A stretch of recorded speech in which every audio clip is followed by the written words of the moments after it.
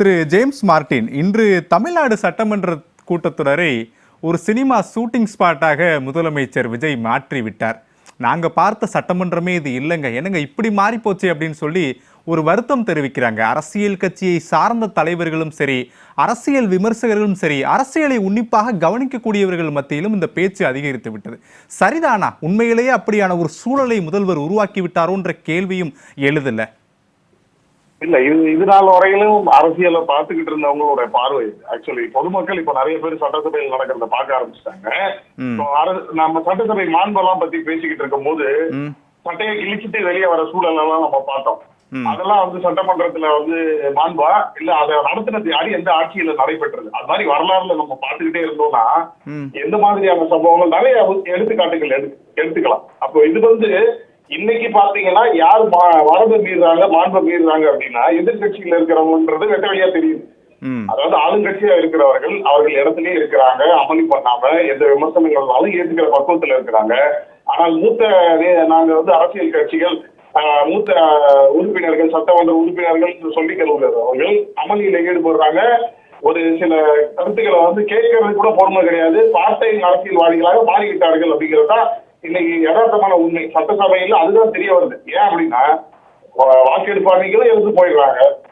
அதுக்கப்புறமா பார்த்தீங்கன்னா இன்னைக்கு முதல்வர் பேசுங்கிறாங்க. பேசுறதுக்கு அப்புறம் அதை குறிப்பிட்டு சரி மறுபடியும் உங்களுக்கு வாய்ப்பு தராங்க. முதல்வர் உரை முடிச்சதுக்கு அப்புறம் பேசுகிறதுக்குள்ள உரை முடிக்கிறதுக்குள்ளே இருந்து போயிடுறாங்க. ஏன் அப்படின்னா இன்னைக்கு இவங்க எல்லாரும் பேசிக்கிறாங்க பாத்தீங்களா, போட்டோ ஷூட் மாதிரி நடக்குதுன்னு. அது இல்ல, ஸ்கிரிப்ட் கொடுத்து அனுப்புறது அவ்வளவுதான். அவர்களுக்கு இவ்வளவுதான் ஸ்கிரிப்ட் இருக்கு, புதுசா உட்கார்ந்து ஏதாவது கிரியேட் பண்ணி பேசுங்கன்னா அதுக்காக முடியாதுன்றது அவர்கள் சரி நம்ம வெளியே போயிடுவோம் அப்படின்னு.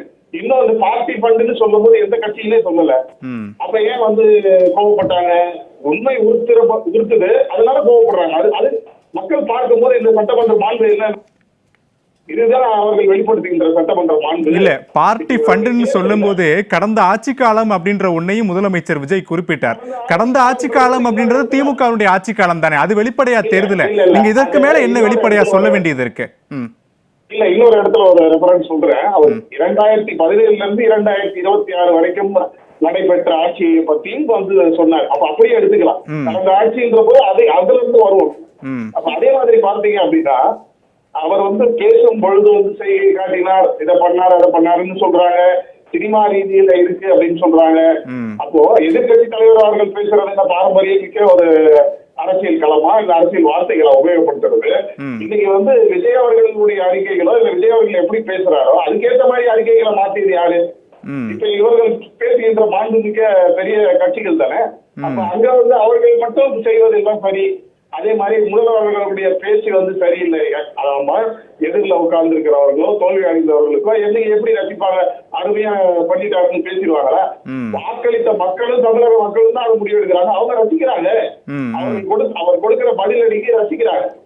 இல்ல வாக்களித்த இல்ல இந்த வாதம் எப்படி ஏற்புடையதா இருக்குன்னு தெரியல. வாக்களித்த மக்களும் அவர்களுக்கு சார்ந்தவர்களுக்காக ஒரு சட்டமன்ற கூட்டத்தொடரில் முதலமைச்சர் பேச முடியுமா? நாளைக்கு ஒரு பாட்டு பாடுங்கன்னு எதிர்பார்ப்பாங்க, ஒரு டான்ஸ் ஆடுங்கன்னு எதிர்பார்ப்பாங்க. அதெல்லாம் முதலமைச்சர் செஞ்சிருவாரா? மாட்டார்ல. ஒரு மரபு இருக்கும்போது அந்த மரபை கடைபிடிக்கணும்ல. அதானே ஒரு முதலமைச்சருக்கான அழகு. அந்த மரபை இன்னைக்கு கடைபிடிக்கலன்னா பலர் கேள்வி எழுப்புறாங்க. அதாவது சட்டமன்றத்துல பாட்டு பாடியிருக்காங்களா இல்லையா? முன்னாடி நான் பொதுவா கேட்கிறேன். பாடப்பட்டிருக்கு, கவிதைகள் பேசப்பட்டிருக்கு, புகழாரம் சூட்டி இருக்கிறாங்க. மாமாமன்னா அந்த மாதிரியான விமர்சனங்கள் வைக்கக்கூடிய அளவுக்கு புகழ் பாடி இருக்கிறாங்க. அப்படிங்கிற போது பல்வேறு விஷயங்கள் நடந்திருக்கு. அதெல்லாம் பார்க்காம இல்ல, இதுவும் குறிப்பிடப்படாம இல்லை. ஆனால் இப்ப என்னன்னா இவங்க எதிர்பார்க்கிற மாதிரி ஒரு சினிமா இதுல இருந்து வந்தவர்னால அவர் விசில் அடிக்க போறாரு, டான்ஸ் ஆட போறாரு, இவர்கள் எதிர்பார்க்கிறார்கள். ஆனா அப்படி எந்த ஒரு விஷயமும் அங்க நடக்கவில்லை. இவர்களுக்கு போதுமான அளவுக்கு கொஞ்சம் கொஞ்சமாக எதிர்ப்பு, அதாவது எதிர்கருத்துக்கள் பாசிட்டிவா அவர்களுக்கு ஏற்ற மாதிரி இல்லாம மாற்றி சொல்லும் போது அது அவர்களால் தீர்மானிக்க முடியலங்கிறது தான் யதார்த்தமான உண்மை.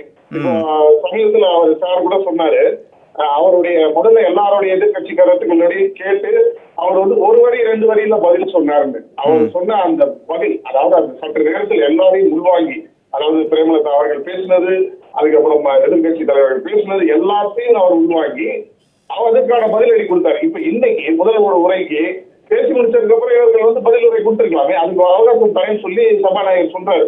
அப்படி என்ன அர்த்தம்னா இந்த முதல்வர் அவர்கள் உண்மையாக பேசுகிறார், யதார்த்தமாக பேசுகிறார். கள்ளக்கவடம் இல்லாம பேசுறாரு. ஏன்னா வந்து அவர் வந்து கேட்கிறாரு, சார் நாங்க மாதிரி பிரமத்தமா பர்மிஷன் அப்படின்னு சபாநாயகர் கேட்டுதான் அவர் பண்றாரு. சபாநாயகர் ஒத்துக்கிறார்.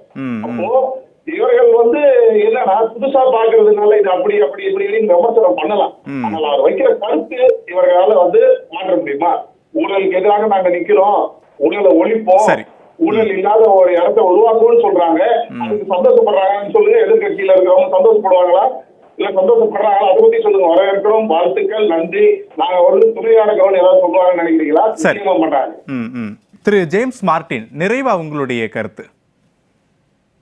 அதாவது சார் ஒருத்தர் பேசுறதுக்கு முன்னாடி நல்லதுக்கோ கெட்டதுக்கோ கால அவகாசம் வேணும்னு சொன்னாங்க. ஆனா நல்லதுக்கு வந்து கால அவகாசம் வந்து எதிர்பார்க்கறாங்க, கெட்டதுக்கு கன்க்ளூஷனுக்கே வந்துடுறாங்க. சட்ட ஒழுங்கு வந்து அதிகமாயிடுச்சு, அதுவாயிடுச்சு. அதுக்கு ஒரு கம்பேரிசன் டைம் இருக்கு.